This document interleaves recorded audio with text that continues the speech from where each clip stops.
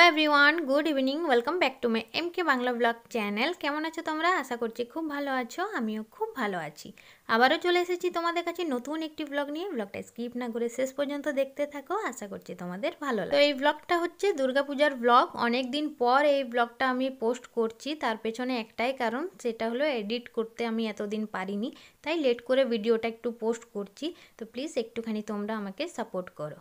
তো চলো আর বেশি বকবক করছি না, দেখতে থাকো এবং সঙ্গে থাকো। তো এই পুজোটা হচ্ছে আমার তোজসোনার লাইফের ফার্স্ট দুর্গা পূজা।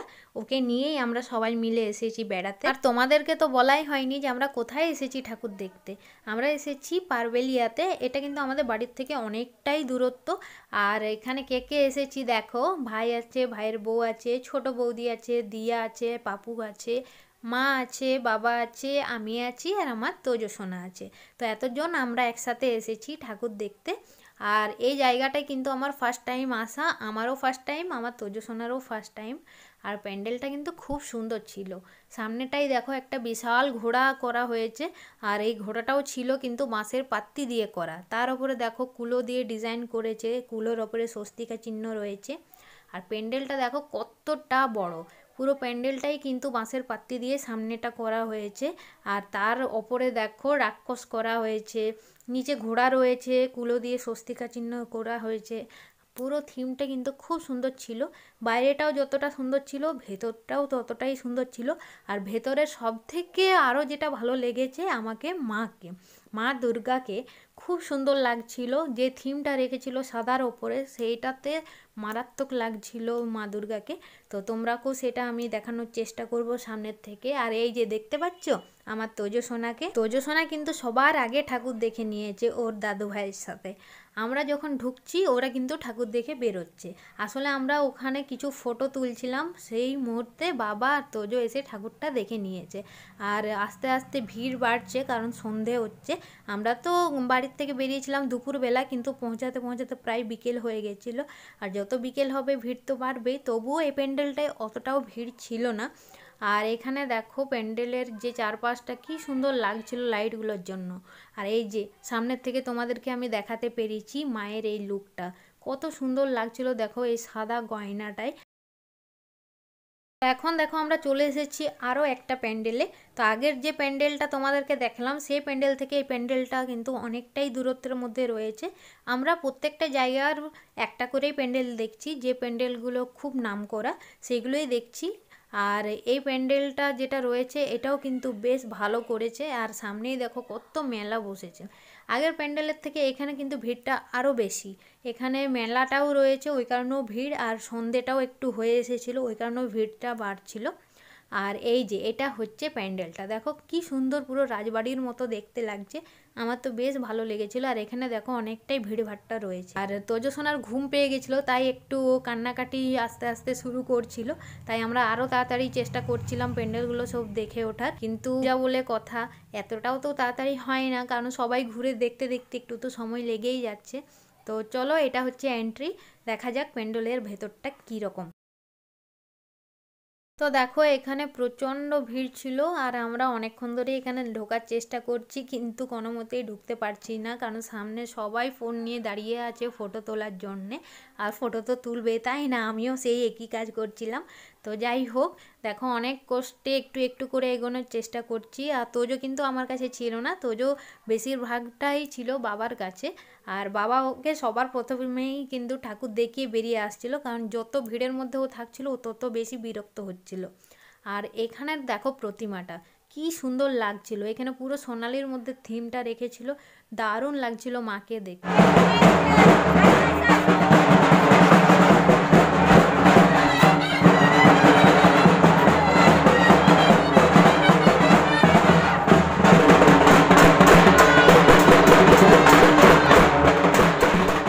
এখন আমরা প্যান্ডেল থেকে বেরিয়ে তোজোর জন্য একটা খেলনা দেখা হচ্ছিল, আর মা ওকে কোলে নিয়ে রয়েছে।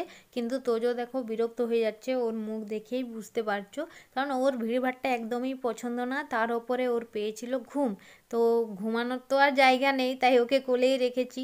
আর খিদেও পেয়েছিল, তাই আমরা একটু ফাঁকা জায়গা খুঁজছিলাম যেখানে ওকে খাওয়াতে পারবো। তো তো তোজোকে খাওয়ানোর পরেই আমরা আবার ওই প্যান্ডেল থেকে বেরিয়ে চলে এসেছি 3য় নম্বর প্যান্ডেলে। আর এটা জায়গাটার নাম যতটা সম্ভব ভামুরিয়া হবে, আমার ঠিক অতটা মনে নেই। আর এই প্যান্ডেলটাও কিন্তু খুব সুন্দর হয়েছিল। প্যান্ডেলটার লুকটা কি দিয়েছিল আমি বুঝে উঠতে পারিনি, কিন্তু প্যান্ডেলটা ভালো ছিল। ভেতরটা অনেকটা সাবেকি করা হয়েছিল, আগেকার দিনে যেরকম মাটির বাড়িতে যেভাবে প্রদীপ জ্বালানো হতো ঠিক সেই রকমই দেখতে লাগছিল। তো আমার তো তাই মনে হচ্ছিল, সেটাই বললাম তোমাদেরকে। আর ভেতরটাও বেশ ভিড়ভাট্টা ছিল, কারণ অনেকটাই রাত হয়ে গেছিল তখন। আর ওপরে দেখো মাটির হাঁড়ি দিয়ে লাইটগুলো লাগানো হয়েছিল, তো বেশ ভালো লাগছিল, মনে হচ্ছিল যেন আগুন ওপরে জ্বলছে সেরকমই লাগছিল। তো বেশ এই প্যান্ডেলটাও মোটামুটি আমার ভালোই লেগেছে। আর এই যে সামনের দিকে যত এগোচ্ছি কিন্তু আরও বেশি ভালো লাগছে। এখানে তো খুব ভিড় হয়ে গেছিলো, কারণ রাত বাড়ছে, ভিড় তো হবেই স্বাভাবিক। তো এটার বেশি সামনে আমি যেতে পারিনি, যতটা পেরেছি তোমাদেরকে দেখানোর চেষ্টা করলাম।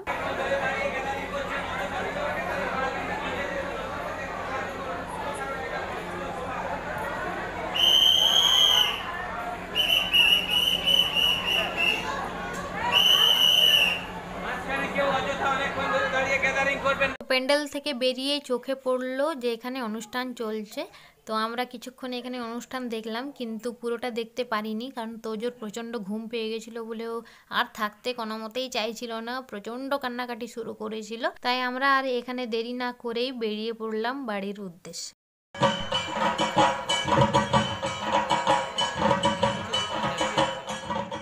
তো এটা হচ্ছে পরের দিন সকালবেলা। তো আগের দিন রাত্রেবেলা আর আমি ভিডিওটা কন্টিনিউ করতে পারিনি, কারণ তোজো প্রচণ্ড কান্নাকাটি করছিল বলে ওকে এসে আগে আমি ঘুম পাড়িয়েছি, আর এনার্জিও ছিল না অতটা। তো এটা হচ্ছে আমাদের বাড়ির কাছের মন্দিরটা। তো এখানে আজকে বিসর্জন করছে, মায়ের যে কলস থাকে সেটা বিসর্জন করছে, আর মা যাচ্ছে দোলায়, সেটাই এখানে তোমাদের সাথে শেয়ার করছি। তো দেখো এখানে সবাই যাচ্ছে, সামনেই যে পুকুরটা রয়েছে সেখানে বিসর্জন করা হবে। তো চলো।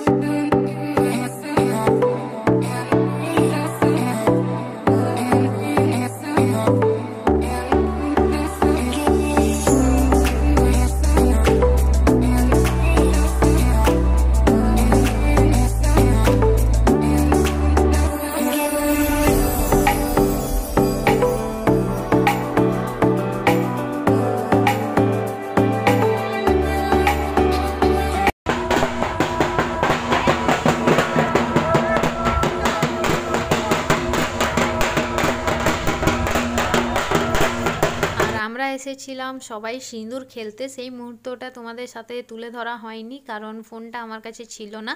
তো যেটুকু পারলাম তোমাদের সাথে শেয়ার করলাম। আর কে কে এসেছি বলো তো? এসেছে ছোট বৌদি, আমি, আমার তোজো সোনা, আর আমার ভাইয়ের বউ পূজা। তো আমরা তিনজনে এসেছি, ভাই পৌঁছে দিয়েছিল। আর এটা হচ্ছে আমাদের যে কাছের মন্দির সেইখানের প্রতিমা। তো দেখো মাকে কত সুন্দর লাগছে। তো আজকের ব্লগটা অনেকটাই ছোট হয়েছে, তো কেমন লাগলো তোমাদের অবশ্যই আর যদি ভালো লেগে থাকে তাহলে লাইক শেয়ার করে চ্যানেলটাকে সাবস্ক্রাইব করে আমার পাশে থেকো।